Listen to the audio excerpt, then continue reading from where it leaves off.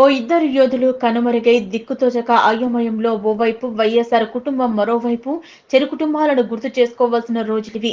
సిద్దిపేట జిల్లా దౌలతాబాద్ పట్టణ కేంద్రంలోని స్థానిక శివాజీ చౌరస్తాలో మాజీ మంత్రి, దుబ్బాక మాజీ ఎమ్మెల్యే క్రీస్తుశేషులు చెరుకు ముత్యం రెడ్డి మరియు ఉమ్మడి రాష్ట్ర మాజీ సీఎం వైఎస్ రాజశేఖర రెడ్డిల వర్ధంతుల సందర్భంగా వారి సేవలను గుర్తు చేసుకుంటూ ఇరువురు చిత్రపటాలకు పూలమాలలు సమర్పించి నివాళులు అర్పించారు. దౌలతాబాద్ మండల కాంగ్రెస్ పార్టీ శ్రేణులు ఈ సందర్భంగా వారి స్మృతులను యాదిలో ప్రగాఢ సానుభూతి వ్యక్తం చేశారు.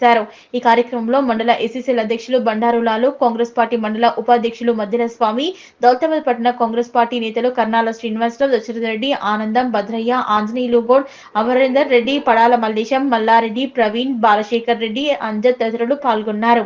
ఈరోజు రాష్ట్రంలో ఇద్దరు మహానేతలను కోల్పోయిన రోజు కావున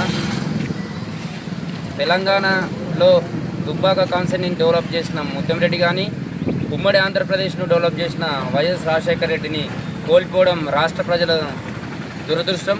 ఆ నేతలుంటే ఈరోజు దౌలతాబాద్కి ఈ పరిస్థితి ఉండేది కాదు, రాష్ట్రానికి ఆ పరిస్థితి ఉండేది కాబట్టి ఆ నేతలను ఒకసారి గుర్తు చేసుకోవాలని వారిని శ్రద్ధాంజలి ప్రకటిస్తూ ఈరోజు రాష్ట్రంలో ఇద్దరు మహానేతలు వైఎస్ రాజశేఖర రెడ్డి గారు, రాష్ట్ర నాయకులు చెరుకు ముత్యం రెడ్డి గారిని కోల్పోవడం మన రాష్ట్ర దురదృష్టం అనుకోవచ్చు.